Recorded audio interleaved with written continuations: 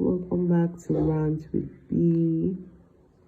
Long time no episode. I've been so busy. I've been a little sick and busy, and life has been lifing. But here we are today. Thank God for life. My initial plan was that my next episode was going to be something fun. Maybe something a little bit funny, something trending in, the news or the gossip blogs. I'll just give my take on it. But here we are. I noticed something was going on the internet like 4-5 days ago, where a lady was talking about getting a massage, and she claimed that the massage therapist assaulted her sexually. Now, I wasn't there, none of us were there, right? But one comment that stood out to me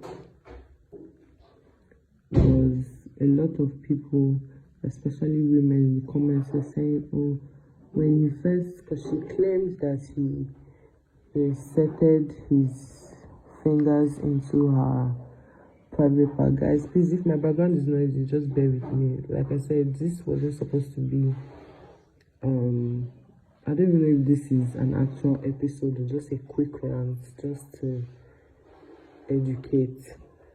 Yeah, so some of the comments were saying, okay, if you do not like what was happening when he inserted his fingers into your private parts, why didn't you make noise? Right now, that question, it might be a harmless question. I won't just assume that. Let me not just assume that people are mocking her. Let me assume that it's an harmless question, because most times, right, when you think of someone being in danger or not liking something, you would expect that they are very vocal about it. Now, what I want people to know, and I don't like, anytime I'm talking about something that I've not experienced, I'll put the PSA that I've not experienced it. And when I'm talking about something I've experienced, I will let you know. Now, as someone who has experienced sexual violence a couple of times, I feel like I can speak on this issue. When it comes to psychology, they will tell you when you're in face of danger that you either have a flight or fight response, and the flight that's either to run away. The fight response is to get aggressive and fight for yourself. And I think those are the two popular ones that we hear about. Most times you hear people say, oh, flight or fight, right? But there's actually a third response, and I think it's not as common.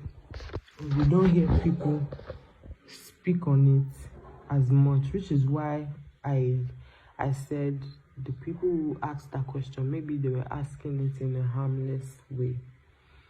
There's another response that is called the freeze response. The truth is, when you are in a dangerous situation, your reaction is based on your subconscious. I will not go too deep into psychology, but your reaction is based on your subconscious. And the thing about your subconscious is you don't know what is going to happen until, God forbid, you are in that kind of situation. So the freeze response is when something happens to you and you kind of freeze. You don't react. You just stay. You might just become stiff or still until the whole thing happens. It has happened to so many people while they're getting raped. they will say, oh, it was like they were not present while it was happening, like they just zoned out while the thing was happening. It's called a freeze response. I personally, I have experienced it.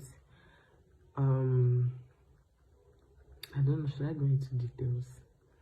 Okay, there was a particular time when I was in an office with someone, and now that I'm thinking about it, I think he pushed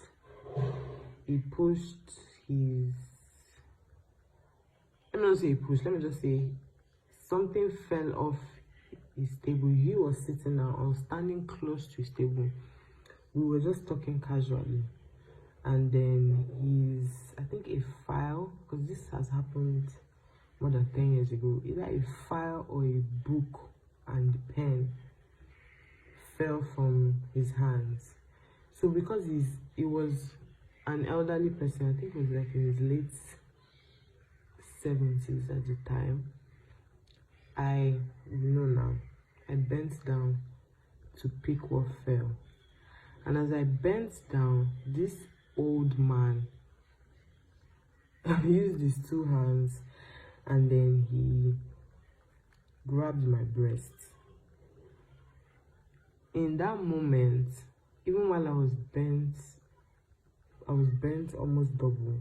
You know when you bend down to pick something, I don't know what happened to me, but I just froze there. It was like, you know when you're watching Big Brother shall freeze.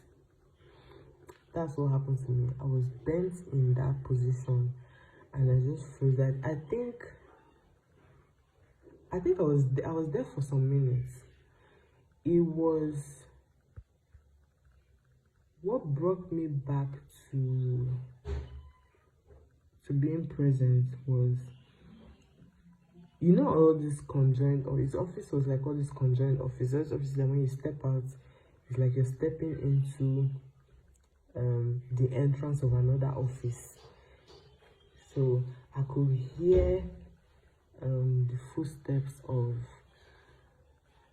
the owner of the office close to him coming. I think that's what jolted me back to reality, and I stood up. When I looked at his face, I think he himself, he was I don't know whether to say worried or scared, like what's happening to this girl. But yeah, even when I left that place, my entire body was shaking. Now, anyone who knows me knows that when I'm confronted in that kind of situation, or let me just say, anyone who knows me well knows that when there's need to be, I can be very aggressive. And this was not a young man that could overpower me. This was a very elderly man that I could literally use one hand and push, and he would just fall down and hit his head and God forbid die. But I didn't do anything. I froze. If I had come out to speak up when that happened, I know a lot of people, I told people, a lot of people will be like, you pressed your breast, you still even bent down and stayed beside him. What are you telling us? Obviously, you were enjoying it. That's what most people would tell me. But me, I know that I was not enjoying. I did not enjoy it at all. I had no interest in him. Nothing of the sort, right? So I'm just making this video to educate people. Not everything is black and white. In case someone, because I know most Nigerians don't, and this will sound weird, but from what I've noticed, a lot of people don't have empathy for people unless it's like someone they know or they're close to. So I would want you to listen to this with an open mind. In case someone you know, or you hear someone around you say, oh, this happened to me, but I couldn't do anything, I couldn't say anything, and then maybe you know the person to be a vocal person, So you won't just jump and say this person is like, obviously it's okay if you say you don't want to just support someone outrightly without knowing all the facts, but at least you won't just jump into the conclusion that you're being lied to. The freeze reaction is very real. It is very, very real, and it happens more often than it happens a lot. It's not just running or fighting that is the only reaction to being in certain situations. The freeze reaction is very real. So please, let's give grace to people when they come out and talk about their experiences and they say, this happened to me. Let's not just jump into saying, oh, you must have enjoyed it, you must have enjoyed it.